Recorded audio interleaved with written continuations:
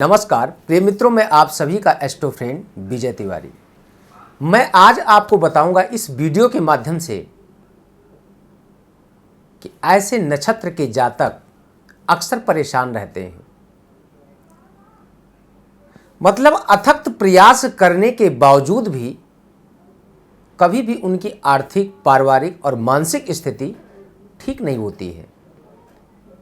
किसी न किसी समस्या से हमेशा वो डिस्टर्ब रहते हैं। वो कौन से ऐसे नक्षत्र के जातक हैं जिनके जीवन में इस प्रकार से समस्याओं का अंबार लगा रहता है? आखिर वो समस्याएं खत्म कैसे होंगी? कहते ना, बड़े भाग्य मानुष तन पावा। मनुष्य का रूप प्राप्त करने के बावजूद भी हमारे कुछ प्रारब्ध के पूर्व जन्म के जो कर्म होते हैं ना, उन कार्मिक अकाउंट के कारण उन कर्मों का फल भोगने के लिए हमको पुनर्जन्म जो मिलता है ना, उस जन्म में कुछ ऐसे पापी नक्षत्र में हमारा जन्म होता है जिनके द्वारा हमारे जीवन में अथक प्रयास करते हैं, अथक परिश्रम करते हैं, परित्याग करते हैं। सब कुछ करने के बावजूद भी आपका भाग्योदय नहीं होता है। कौन से ऐसे नक्षत्र के जातक हैं? ज्येष्ठा नक्षत्र के जातक अक्सर परेशान रहते हैं। जीवन में सब कुछ प्रयास करने के बावजूद भी अपने जीवन से कभी कभी आप हार भी जाते हैं।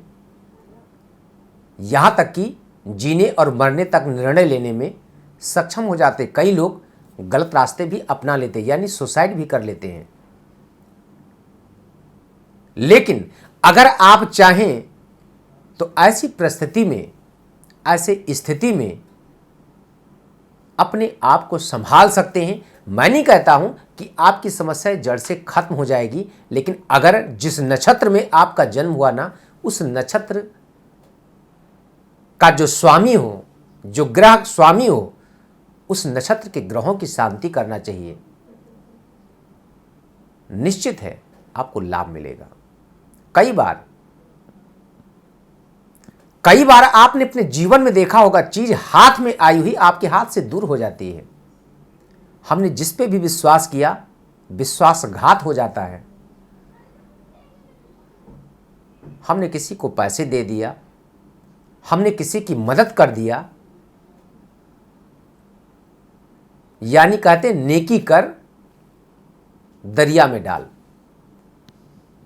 आप नेकी भी किसी के साथ कर रहे हैं, किसी के साथ अच्छा बर्ताव भी कर रहे हैं ना, बट आपको रिजल्ट अच्छा नहीं मिलता है। कारण क्या है? ये नक्षत्र का प्रभाव है। उन नक्षत्रों की अगर आप शांति करते हैं, निश्चित है आपको लाभ मिलेगा। जिस नक्षत्र का स्वामी मंगल हो, मंगल का उपाय करना चाहिए। हनुमान जी की पूजा पाठ करें। अगर आपके नक्षत्र का स्वामी वीक है, यानी नीच का है, शत्रु या अतशत्रु का है, तो ऐसे जब भी उन ग्रहों की दशाएं आती है ना, उस टाइम पे आपके जीवन में कुछ ऐसी अचानक घटनाएं घटती हैं, ऐसे अचानक समस्याएं आती हैं ना, जिन समस्याओं से आप घिर जाते हैं। हमको उन नक्षत्र के स्वामी का रेमडीज करना चाहिए, उनका उपाय करना चाहिए, पूजन करना चाहिए। पूजन पाठ उपाय के द्वारा ना उनके जीवन में उन समस्याओं से आपको निजात मिल जाता है। कई बार क्या होता है, हम समझ नहीं पाते हैं, समस्याएं मेरी बढ़ती जाती हैं, और एक समय ऐसा आता है जब समस्याओं का पूरी तरह से अंबार लग जाता, हमको खुद नहीं समझ में आता कि मैं जाऊं तो किधर जाऊं, क्योंकि रास्ते आपके हर तरफ से ब्लॉक हो जाते हैं। अब मंगल का उपाय क्या करना है? ज्येष्ठा नक्षत्र का स्वामी मंगल, मंगल का उपाय क्या करना चाहिए? मंगल का उपाय मेरे मित्र सिर्फ एक है। हर मंगलवार के दिन चमेली के तेल का दीपक हनुमान जी के समक्ष आप प्रज्वलित करें। पान के पत्तों की माला, कम से कम 11 पत्तों की माला लाल धागे में गूंथें, उसको आप हनुमान जी को चढ़ाएं, या लाल मलका हनुमान जी को चढ़ाएं। बहुत अच्छा आपको लाभ मिलेगा। जीवन में आपके जितनी भी समस्याएं हैं, इन समस्याओं से आपको निजात प्राप्त हो जाएगा। उपाय करके तो देखें। विश्वास के साथ अगर कोई उपाय किया जाए, सफलता आपके कदमों को चूमती है। लेकिन कभी कभी क्या होता कि हम इतनी समस्याएं हमारी विचित्र होती हैं कि हमको उन पे विश्वास भी मेरा खत्म हो जाता है। यहां तक कि पूजन पाठ करने से आपका मन दूर हो जाता है, आपकी इच्छाएं ही नहीं होती कि मैं ये कर्म करूं। कई बार आप लोग कहते भी हैं कि गुरुजी पूजा पाठ करने का तो मेरा बिल्कुल मन ही नहीं करता। कुछ दिनों से मैं बहुत कुछ करता था, लेकिन कुछ दिनों से क्या ऐसा हुआ मेरे लाइफ में कि पूजन पाठ के समकक्ष जाने की इच्छाएं ही खत्म हो गई।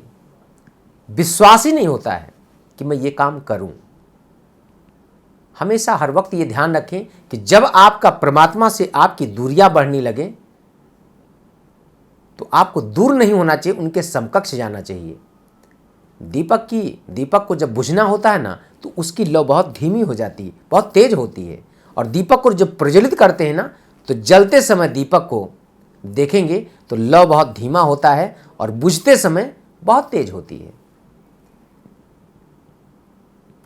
ठीक इसी प्रकार से जब समस्याएं आपकी खत्म होने का टाइम आता है ना, तो गति बहुत तेज हो जाती है। ये समस्या आपकी बहुत विकराल दिखने लगती है। उस टाइम पे आपको घबराना नहीं चाहिए, धैर्य रखना चाहिए और परमात्मा की शरण में आपको चले जाना चाहिए। निश्चित है आपको लाभ मिलेगा। तो आज के इस वीडियो में सिर्फ इतना ही। पुनः किसी अन्य विषय की लेकर के मैं फिर चर्चा करूंगा। तब तक के लिए नमस्कार। जय श्री राम।